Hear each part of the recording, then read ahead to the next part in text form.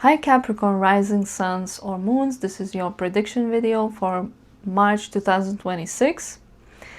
And this month a lot of focus goes towards communication, especially if you do that daily or like for work, or if you are somehow active on social media.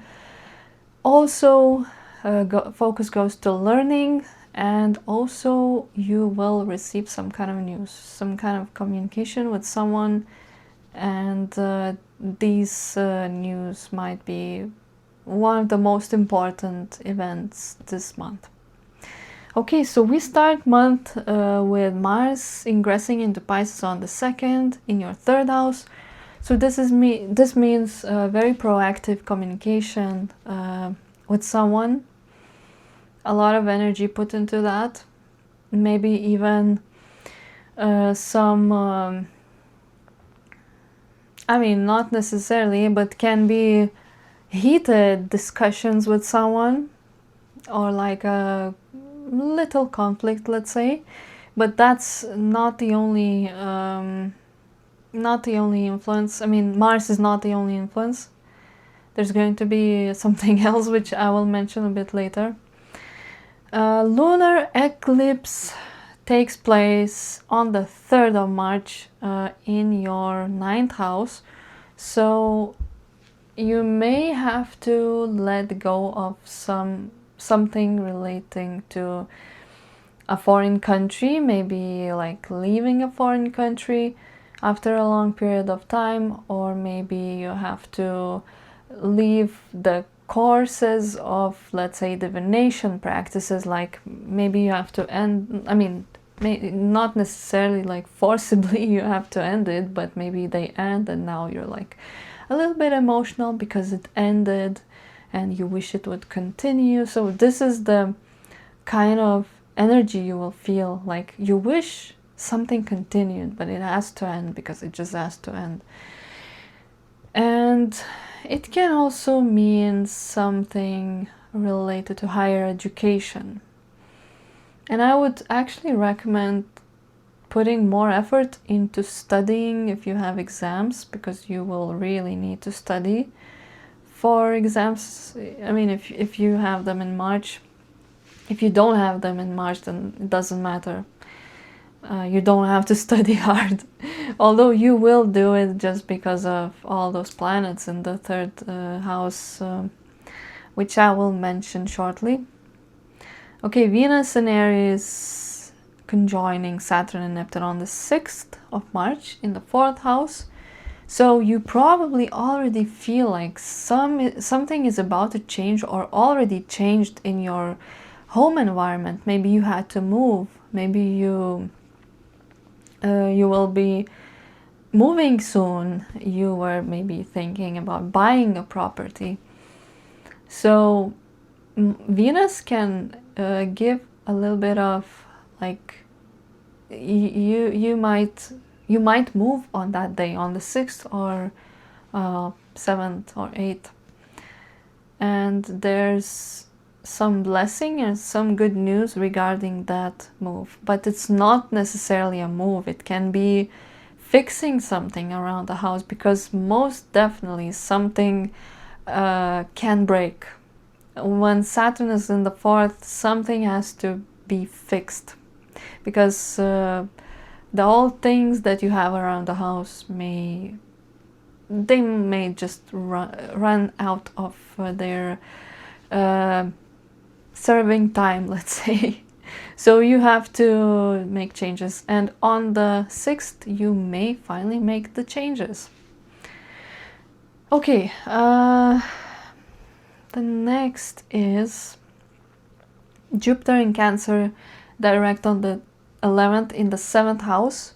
So the situation with your love life is gaining some momentum, and it's not that you had issues, but if you felt a little bit stuck, if things were a little bit sluggish, you can expect more of input from your partner, more of effort, and especially you can expect a travel.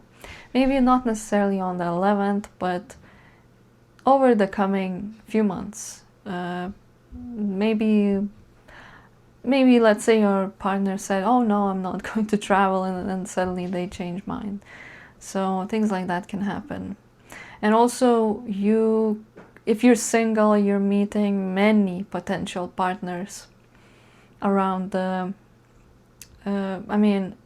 even now, even before 11th, but after the 11th you meet the potential partners with actually a good potential. Okay, let's move to the next one, which is Mercury conjunct Mars on the 14th and the 3rd in the 3rd house. So this is some heated conversation with someone, and also this is super important. If you own a car, and if let's say you know that this car is like, it wasn't taken care of for quite some time, and you want to go on a long distance trip, just don't do that. I mean, just don't do it, because it's a very risky time, and overall I would recommend avoiding going into traffic on that day, on the 14th specifically, because it's a typical, like, Mercury retrograde conjunct Mars. It's a typical transit of like car breaking down or things like that, or some issue in the traffic. So it's just like a warning, like a caution. Obviously, if you have to go to work, you just have to go to work, and that's it. It's a good time, good day to be more cautious. Okay. The next one is new moon in Pisces on the 19th in the 3rd house.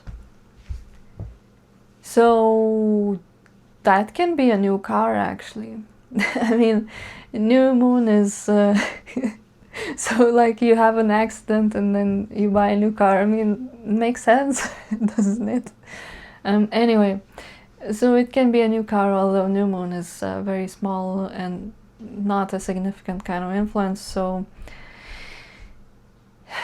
you actually can receive some positive letter from someone. Let's say someone wants to offer you a job, or a call that, I mean, eventually can be benefiting you. Some offer, let's say. It's news, you know, it's news. Just receiving either through email, calls, or messages, some good news. And also opportunity to attend courses that would benefit you in the long term. The next one is Mercury direct on the 20th in the 3rd house. So that's when you're fixing your car. I mean, you might buy a new car, but you will fix the old one. But to be serious, it's a time when you have no longer, like, no more issues. No longer you have issues with your car. No longer issues with communication with someone. No longer issues with studying, if you had those. No issues with learning, and no issues with exams at all. So it's I mean, and also actually this is very typical. Even if you have no issues on the 14th with your car, you might decide to fix your old car, let's say. And after the 20th, everything is fully resolved. Okay. And also no more conflicts, no more heated discussions. Sun in Aries on the 20th in the 4th house. So again, it's a similar energy to the Venus in the 4th house. But this time it can be like another similar kind of situation. Something in the house doesn't work and you again have to fix it. So with Saturn, since it's a long term transit, it is a long-term issue. Like, it's a long like, it doesn't mean that something breaks and you just cannot fix it, but it can be like something breaks and then another thing breaks and you have to keep fixing it. So of course it doesn't mean that it will happen for all of you. It's just one possible scenario. It can actually be maybe conflicts with your parents, let's say, or with your mom, and on the 20th you will just see it being highlighted, but it doesn't mean that there's no resolution, because after a few days, after the 20th, you will feel the tensions decreasing and the situation being just more calm and easier to handle. And the same with your home in general. And also you might move on the 20th, on the 6th or on the 20th. Okay, we have the last one, which is Venus in Taurus on the 30th and the 5th. Perfect time to date if you're single, and perfect time to have fun with your partner if you're coupled, because you will enjoy it much more. There's more of feelings, there's more of emotion, there's more of romantic energy, there's more of pleasure, just basic pleasure, you know. And it's a perfect time to go to a restaurant, because Venus and Taurus in the 5th, it's just screaming restaurant. Okay, that's all for Capricorn, and if you want a reading with me, you can find the link down below in the description, and we will see each other next time in April. See you.